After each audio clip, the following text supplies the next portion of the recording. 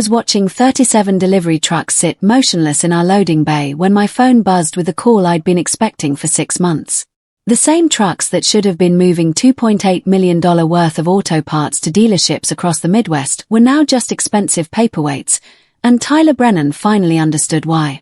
My name is Jessica Coleman, and for 8 years I'd been the systems manager at Brennan Auto Supply, a family-owned warehouse operation that distributed car parts to 340 dealerships in 12 states.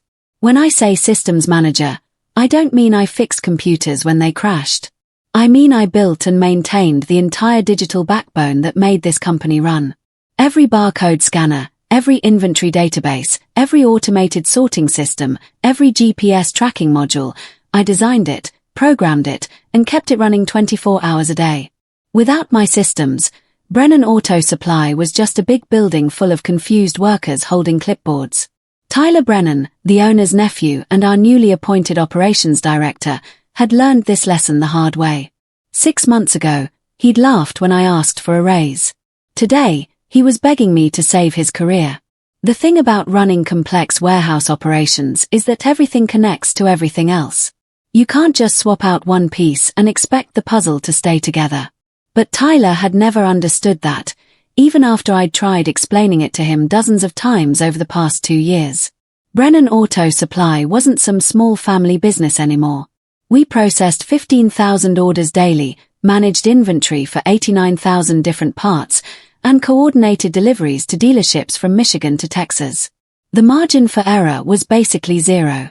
When a Toyota dealership in Chicago needed brake pads for a customer's car, they expected those parts delivered within 18 hours, not next week. I'd built our system from scratch when I started here 8 years ago. Back then, we were doing maybe 3,000 orders a day with 20 employees and a handful of delivery trucks. Old man Brennan had hired me straight out of technical college because I was cheap and eager.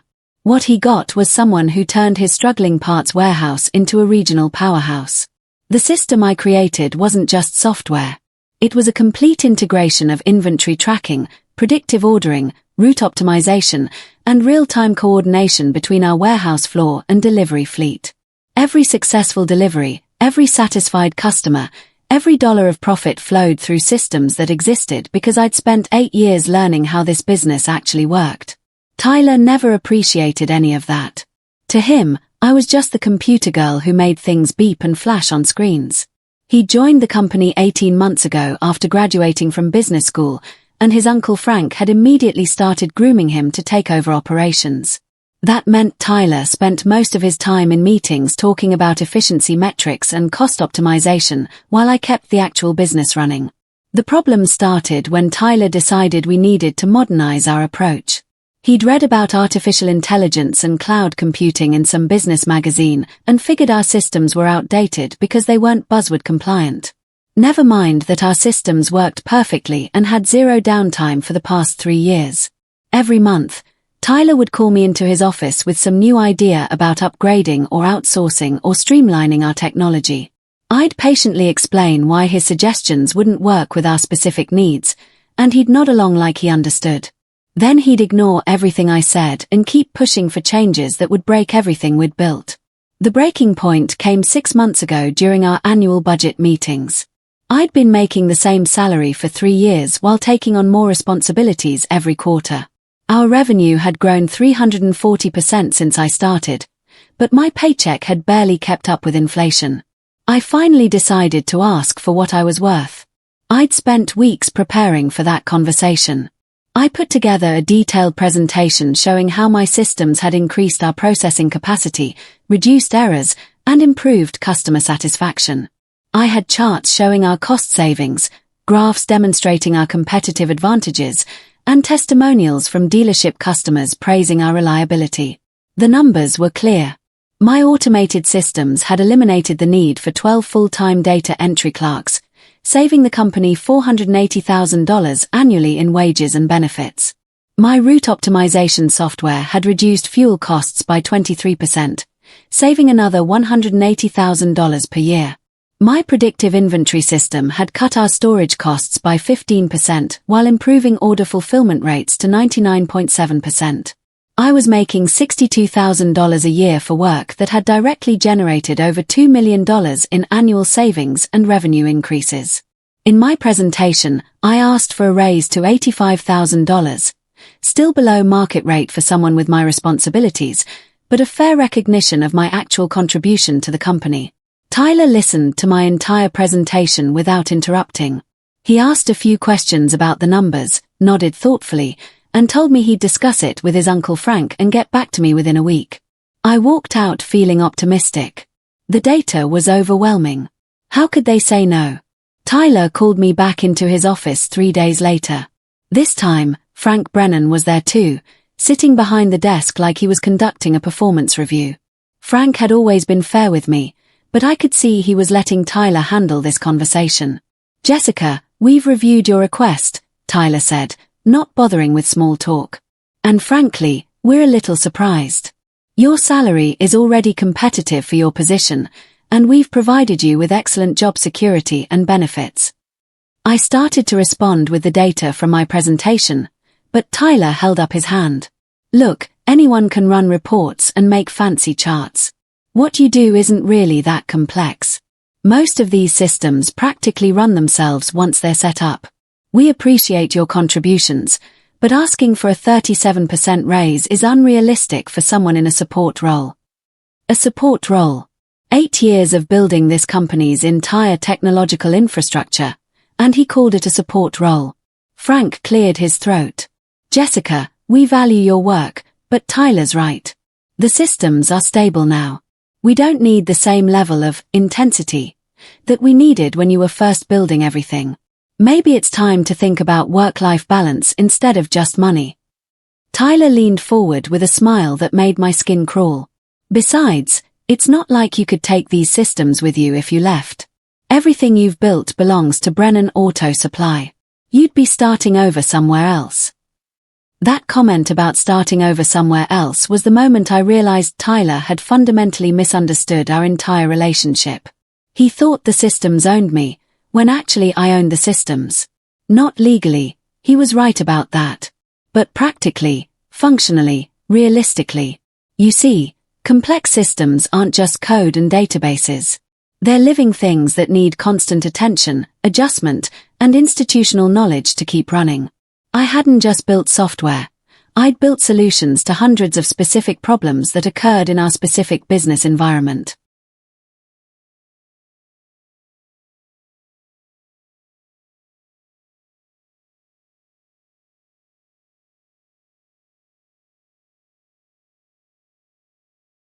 GPS coordinates in our database didn't match the street layouts in new subdivisions. I'd created a manual override system with local delivery notes. Every exception, every workaround, every custom solution existed in my head. The documentation was minimal because I'd never needed to train anyone else. Why would I? I was the person who fixed everything. Tyler saw stable systems and thought that meant they were simple. What he didn't understand was that they were stable because I was constantly making tiny adjustments, catching problems before they became disasters, and adapting to changes in our business environment. As I sat there listening to him explain why I wasn't worth $85,000 a year, I realized something important. I didn't need to prove my value to Tyler Brennan. The systems would do that for me. I didn't argue. I didn't get angry. I just nodded and said I understood their position. Tyler looked relieved, like he'd been expecting some kind of dramatic confrontation.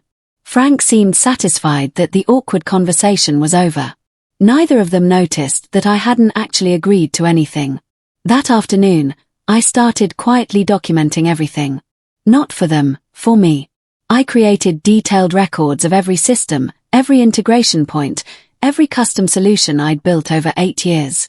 I backed up my personal development tools, my code libraries, and my testing environments to encrypted drives that belonged to me.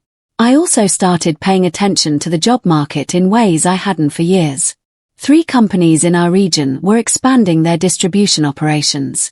2 logistics firms were actively recruiting experienced systems engineers. And there was a consulting opportunity with a company that helped small businesses upgrade their warehouse management systems. The consulting job was interesting. They specialized in taking family-owned distribution companies and implementing the kind of integrated systems I'd been building at Brennan. The pay was $95,000 base plus project bonuses, with the possibility of equity participation for the right candidate. They were particularly interested in people with hands-on experience at growing companies. I didn't apply immediately. First, I wanted to see how long it would take for Tyler to realize what he'd actually said no to. 2 weeks after the salary meeting, Tyler started his first major initiative as operations director. He'd hired a consulting firm to conduct an efficiency audit of our warehouse operations. These consultants were going to identify redundancies, streamline processes, and modernize our technology infrastructure. The consulting firm was called Modern Business Solutions, and their team leader was a sharp-dressed guy named Warren who kept talking about digital transformation and optimized workflows. Warren had an MBA from Northwestern and absolutely no experience with warehouse operations or inventory management. Tyler was thrilled. Here was someone who spoke his language, someone who understood the importance of leveraging synergies and maximizing operational effectiveness. Warren presented a preliminary report after just 1 week of observation, and Tyler scheduled an all-hands meeting to share the exciting findings. According to Warren, our systems were outdated and overcomplicated. We were using too many separate applications when we should be using an integrated enterprise resource planning system. Our custom solutions were inefficient compared to industry-standard software packages. Most importantly, we were spending too much money on specialized technical support when we could outsource our IT needs to a managed services provider.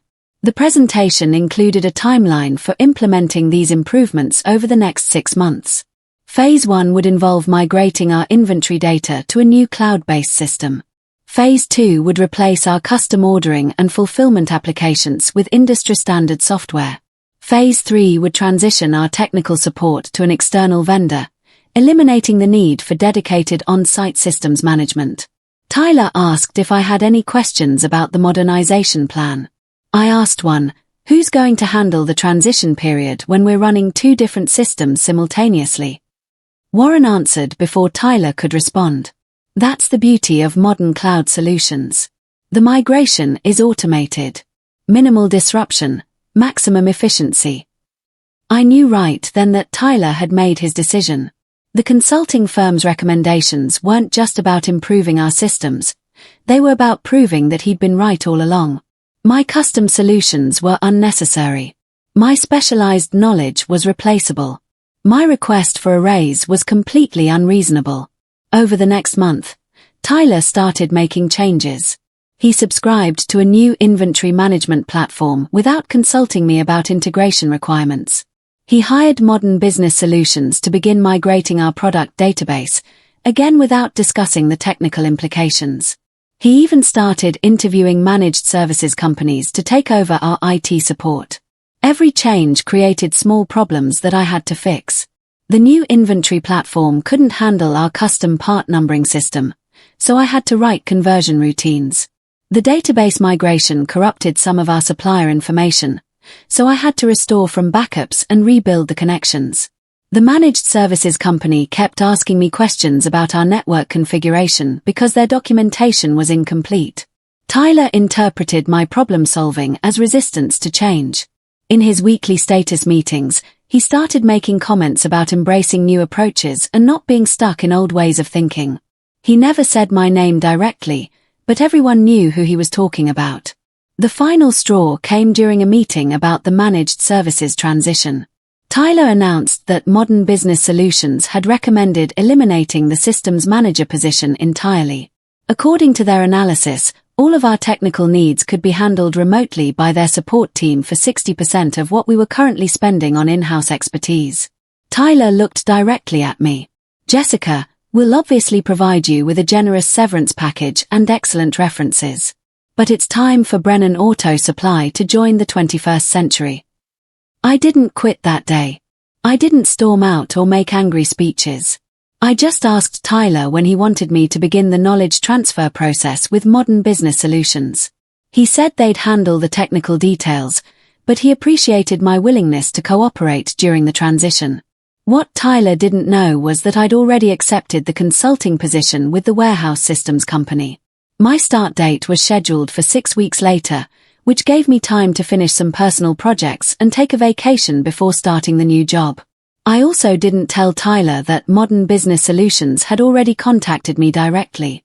Warren had called my personal phone asking if I'd be interested in consulting with them on the Brennan transition. Apparently, their automated migration tools weren't working as smoothly as expected, and they needed someone with specific knowledge of our systems to help troubleshoot the problems. I politely declined. I explained that I'd be starting a new position and wouldn't be available for consulting work. Warren seemed surprised. He'd assumed I'd be desperate for income after losing my job. He offered to double their usual consulting rate if I'd agree to help them for just a few weeks. When I said no again, Warren's tone changed. He started asking detailed questions about our system's architecture, our database structure, and our integration protocols. I could tell he was trying to extract information that would help his team complete the migration without my assistance. I answered his questions politely but vaguely. Technical discussions required context, I explained. Without being able to examine the systems directly, it was hard to provide specific guidance. Warren would need to work with Tyler to arrange appropriate access and documentation. My last day at Brennan Auto Supply was a Tuesday. Tyler had scheduled a brief transition meeting where I was supposed to provide Modern Business Solutions with passwords, system documentation, and an overview of our technical infrastructure. The meeting lasted about 20 minutes. I handed over my access credentials, my company laptop, and my security badge. I provided Warren with copies of the technical documentation I'd created over the years, about 40 pages of network diagrams, database schemas, and system configuration notes. Tyler seemed satisfied that everything was being handled professionally. What Tyler didn't realize was that 40 pages of documentation couldn't possibly capture 8 years of institutional knowledge. The documents I provided were accurate but incomplete. They showed what our systems did, but not how they handled exceptions. They included standard configurations, but not the custom modifications I'd made to solve specific problems. More importantly, the documentation didn't include the maintenance routines I ran manually. Things like database optimization scripts that I executed monthly, inventory reconciliation procedures that I performed weekly, and system health checks that I did daily. These weren't automated because they required judgment calls based on current business conditions. I shook hands with Tyler and wished him good luck with the modernization project. I told Warren that I was confident his team would be able to handle any technical challenges that arose. I cleaned out my desk, loaded my personal belongings into my car, and drove home. That evening, I turned off my work phone for the first time in 8 years. For the next 2 weeks, I was going to be unreachable. No emails, no emergency calls, no requests for quick fixes or urgent consultations. Tyler had wanted me to join the 21st century. Well, in the 21st century, former employees didn't provide free technical support. The first call came on Thursday morning, 2 days after my last day. Tyler left a voicemail asking if I could clarify something about our inventory database structure. Apparently, Modern Business Solutions was having trouble understanding how our product categories were organized, and Warren thought a quick conversation might help clear things up. I didn't call back. Friday brought 3 more calls. The new inventory management platform wasn't syncing properly with our ordering system. Some of the product data hadn't migrated correctly, and Warren's team needed help identifying the source of the corruption. Tyler sounded slightly less confident than usual, but still professional and polite. I didn't call back. The following Monday, Tyler called 6 times. The managed services company had accidentally disabled our automated reordering system while trying to update the software. Inventory levels were dropping faster than expected, but the system wasn't generating purchase orders for critical parts.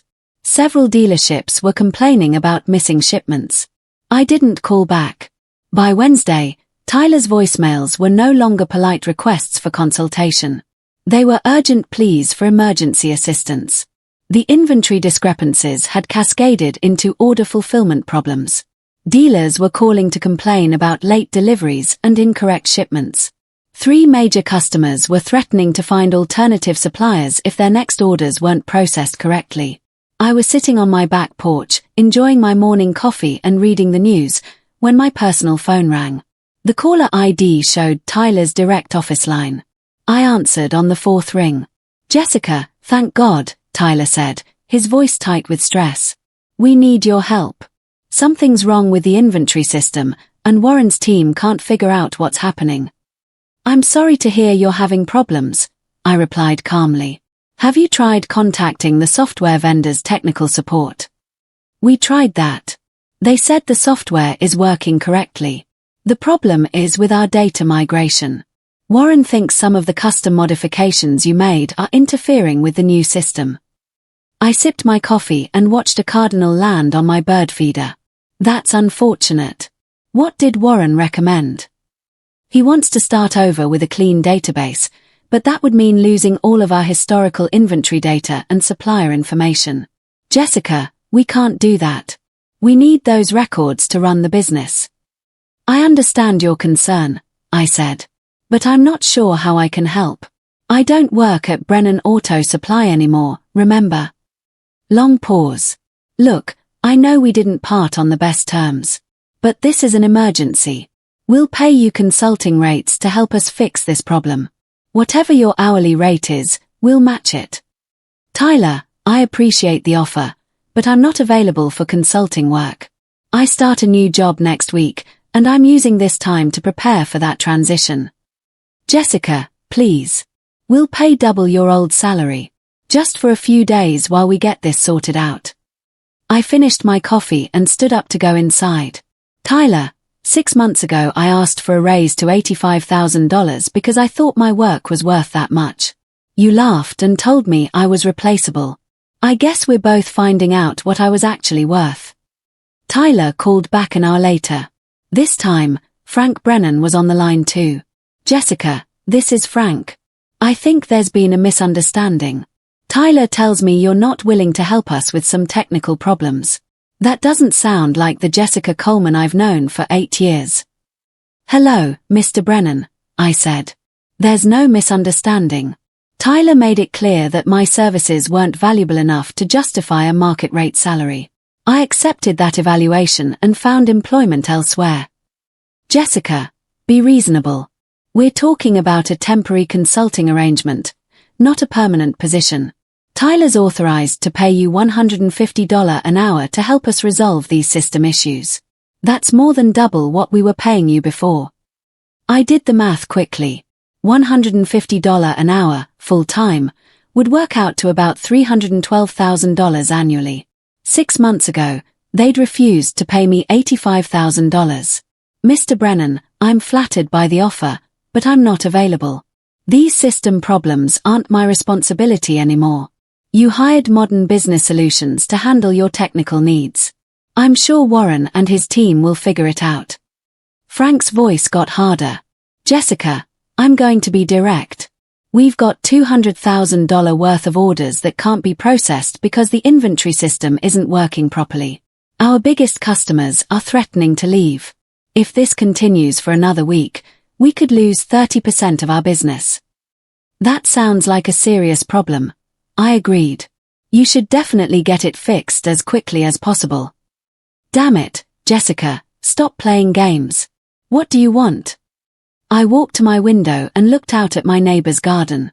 "Mr. Brennan, I don't want anything from you. 6 months ago, I wanted recognition for my contributions and fair compensation for my work.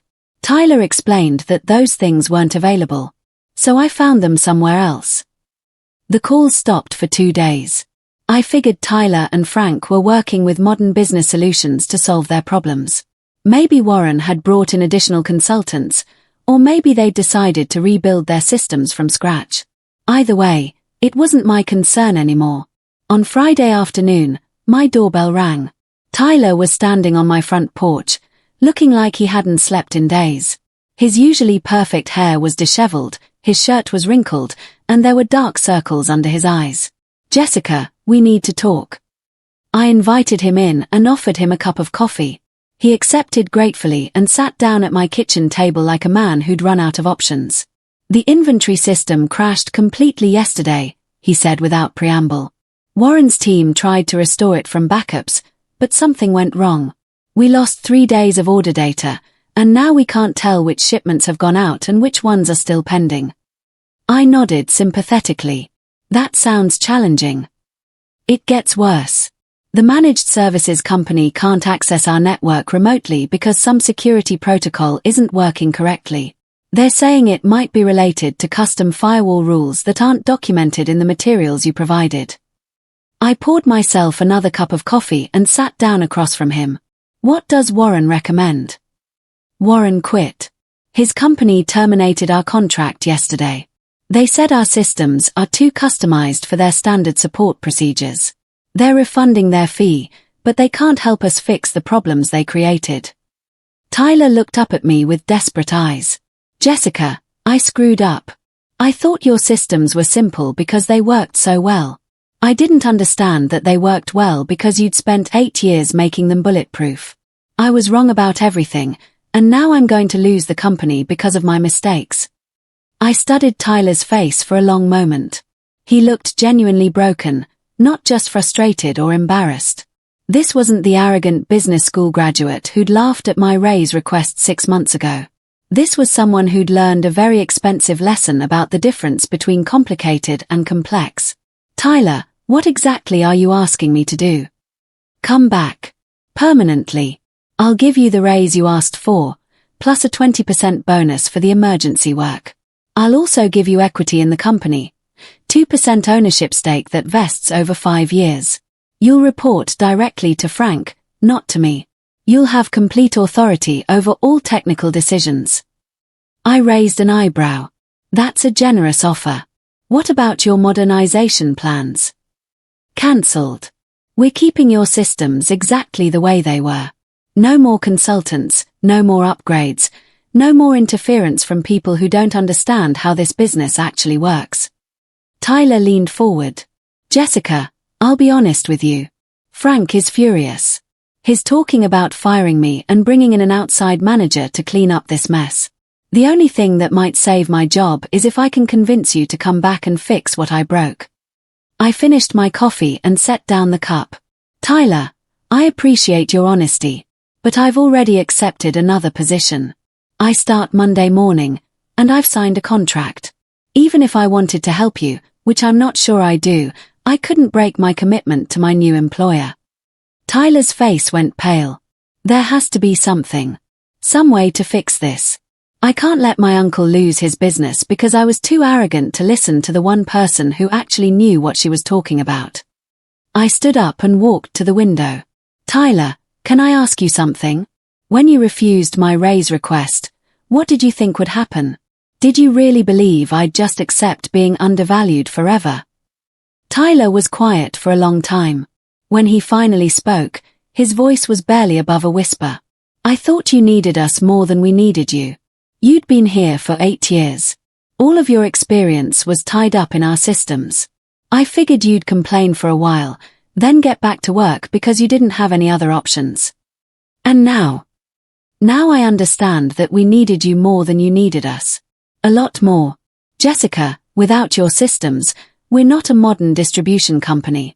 We're just a warehouse full of people trying to figure out which parts go where. I turned back to face him. Tyler, I'm going to tell you something important. The systems weren't what made me valuable.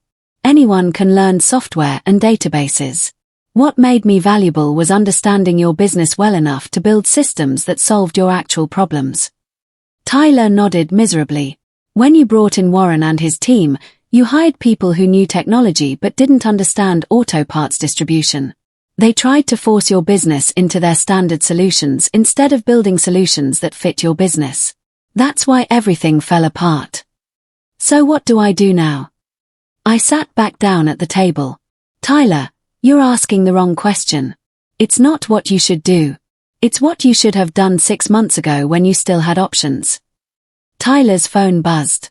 He glanced at the screen and winced. That's Frank. I'm supposed to be at the office in an hour for a meeting with our biggest customer. They're threatening to cancel a $800,000 annual contract because we can't guarantee delivery schedules. You should probably take that meeting seriously. How can I? I can't even tell them when their orders will ship because our inventory system doesn't work. After Tyler left, I called my new employer. The consulting company had been very understanding when I'd explained my situation during the interview process. They knew I was leaving Brennan under difficult circumstances, and they were impressed that I'd maintained my professionalism throughout the transition. I spoke with the company president, a woman named Carol who'd built her business by helping small companies solve complex operational problems. I explained what was happening at Brennan Auto Supply and asked if there might be any flexibility in my start date. Jessica, this is exactly the kind of situation we specialize in, Carol said. Instead of starting as a staff consultant, what if we structured this as your first client engagement? You'd be the lead consultant on the Brennan project, with full support from our technical team. The arrangement she proposed was elegant. I'd work as an independent contractor for the first 6 months, billing my time to Brennan through the consulting company. If everything worked out well, I'd transition to a permanent position with equity participation. If not, I'd have the freedom to pursue other opportunities. More importantly, the billing rate for emergency consulting was $200 per hour, with a minimum commitment of 40 hours per week. That worked out to $416,000 annually, nearly 7 times what Tyler had refused to pay me 6 months ago. I called Frank Brennan directly. Mr. Brennan, I understand you're having some technical difficulties. I'm not able to return as an employee, but I might be able to help you as an external consultant. Jessica, thank God. What do you need from us? I'll need complete authority over all technical decisions, no interference from Tyler or any other management personnel, and a commitment that you won't make any changes to the systems without my explicit approval. Done. What else? My consulting rate is $200 per hour, billed through my new employer. Minimum 40 hours per week until your systems are stable. Probably 6 months of work, maybe more depending on how much damage has been done. Long pause. Jessica, that's a lot of money. Yes, sir, it is. It's also what emergency technical consulting costs when your systems have been compromised and your business is at risk. I started work at Brennan Auto Supply the following Monday, not as Jessica Coleman, the undervalued systems manager, but as Jessica Coleman, senior technical consultant billing $200 per hour to fix problems I could have prevented for $85,000 per year. The damage was worse than I'd expected. Warren's team hadn't just failed to migrate the systems properly, they'd corrupted core data structures and disabled critical maintenance routines. The inventory database was missing about 15% of our part numbers. The ordering system was generating duplicate purchase orders. The delivery tracking system couldn't communicate with the warehouse management software. It wasn't malicious sabotage. It was the inevitable result of people who understood technology but not business trying to fix problems they didn't fully comprehend. Warren's team had treated our systems like generic software instead of specialized solutions built around 8 years of operational experience. The fix required rebuilding everything from archived backups, then carefully integrating 3 months of business data that had been processed through incompatible systems. It was detective work as much as programming, figuring out which transactions were legitimate, which were duplicates, and which were corrupted. Tyler stayed out of my way completely. Frank had apparently made it clear that any interference with my work would result in immediate termination. Tyler spent his time handling customer complaints and trying to rebuild relationships with dealers who'd lost confidence in our reliability. The work was actually enjoyable.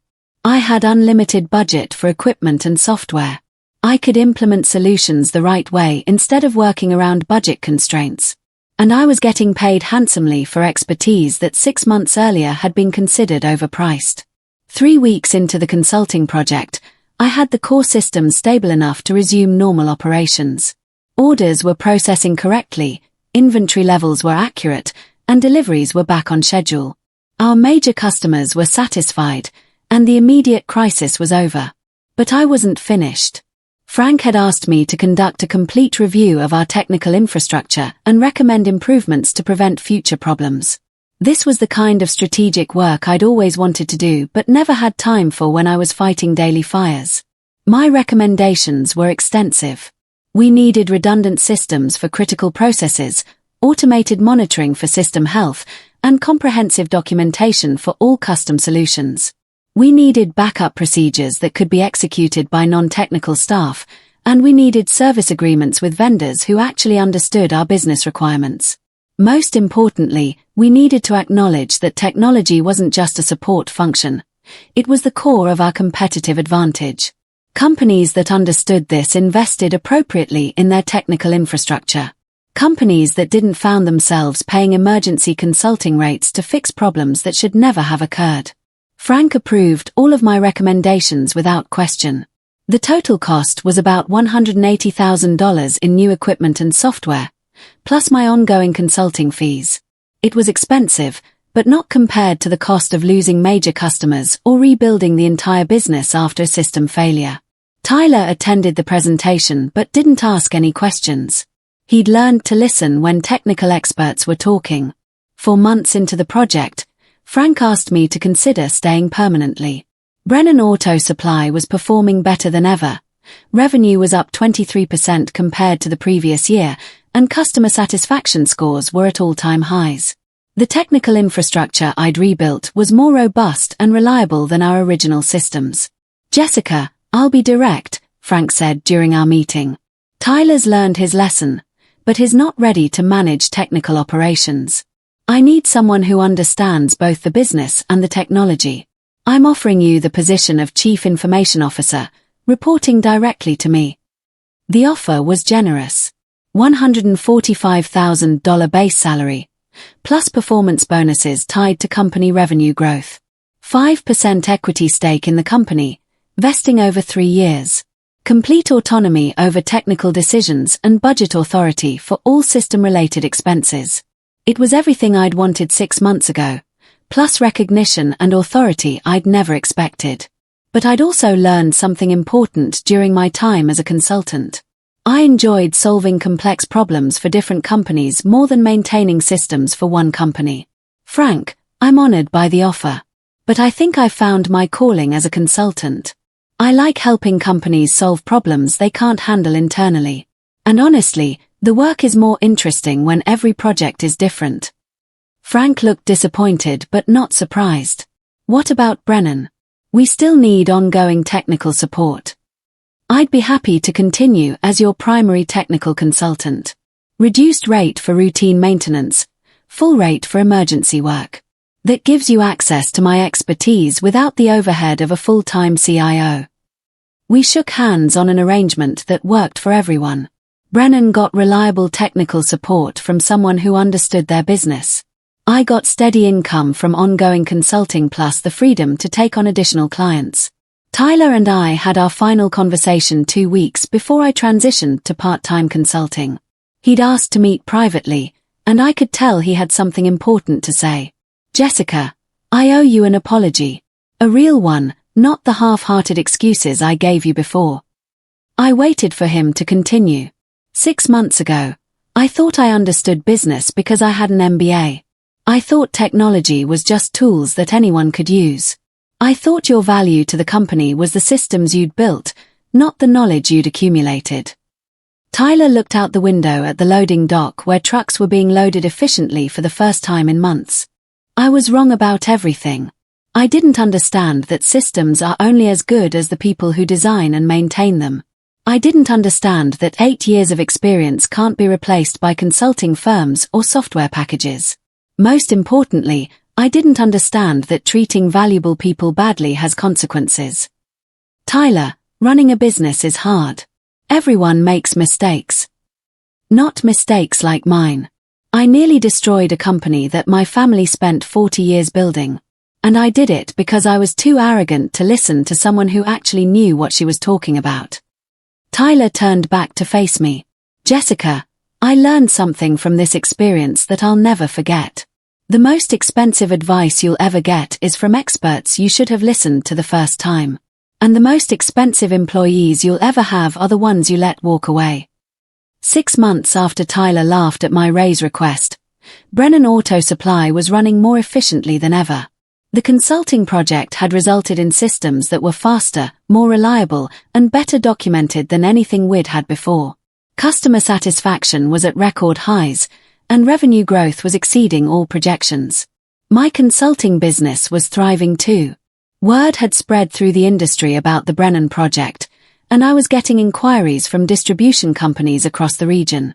Most of them had similar problems: legacy systems that worked but weren't properly maintained, family businesses trying to modernize without understanding their current operations, technical decisions being made by people who didn't understand technology. The work was intellectually challenging and financially rewarding. I was making more money than I'd ever imagined, doing work I genuinely enjoyed, with the freedom to choose my clients and projects. But the real satisfaction came from something simpler than money or recognition. I'd learned that my skills had value in the marketplace, and I'd proven to myself that I didn't need to accept being undervalued by people who didn't understand what I contributed. Tyler had taught me an important lesson, though probably not the one he'd intended. Sometimes the best thing that can happen to you is having someone refuse to pay you what you're worth. It forces you to find out what you're actually worth somewhere else. A year later, I was back at Brennan Auto Supply for a routine maintenance visit when I ran into Tyler in the parking lot. He looked like a different person, more mature, more thoughtful, less sure of himself in the way that comes from learning hard lessons. "Jessica, good to see you. How's the consulting business?" "Growing faster than I can handle," I replied honestly. "I'm thinking about hiring some additional consultants to help with the demand."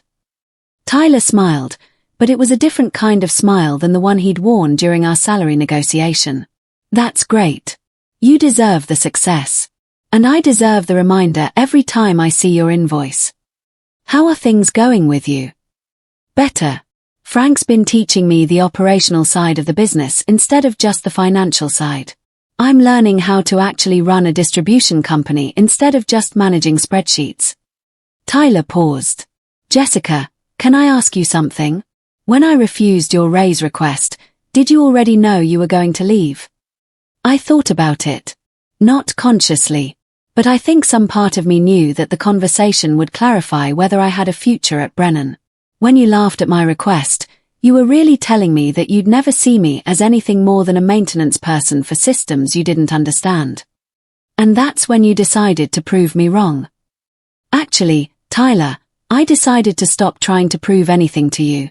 I decided to find people who already understood what I was worth. Tyler nodded slowly.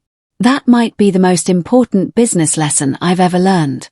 Thanks for teaching it to me, even though I made it as expensive as possible." That conversation with Tyler happened 3 years ago. Today, my consulting company has 12 employees and clients in 8 states. We specialize in helping small and medium-sized companies build technical infrastructure that supports their growth instead of limiting it. Tyler is still at Brennan Auto Supply, now serving as general manager under Frank's guidance. The company is doing well. They've expanded into 3 new markets and increased their revenue by 85% since the crisis that nearly destroyed them. Tyler calls me occasionally with questions about technical decisions, and he always listens carefully to my advice. Frank retired last year and sold the company to Tyler, who had learned enough about operations to run it competently. One of Tyler's first acts as owner was to sign a 5-year technical support contract with my consulting firm, guaranteeing that Brennan would never again face the kind of system crisis that had nearly destroyed the business. The contract is worth $400,000 annually, more than 6 times what Tyler had refused to pay me as an employee. But it's worth it to him because he understands something now that he didn't understand before. The cost of replacing expertise is always higher than the cost of retaining it. Sometimes I think about what might have happened if Tyler had approved my raise request 6 months earlier. I probably would have stayed at Brennan for another decade, maintaining systems and solving problems without ever discovering what my skills were actually worth in the marketplace. In a strange way, Tyler did me a favor by laughing at my request for $85,000. He forced me to discover that my expertise was worth much more than either of us had realized. Sometimes the best career advice comes from people who underestimate you. It motivates you to prove them right about your value, just not in the way they expected.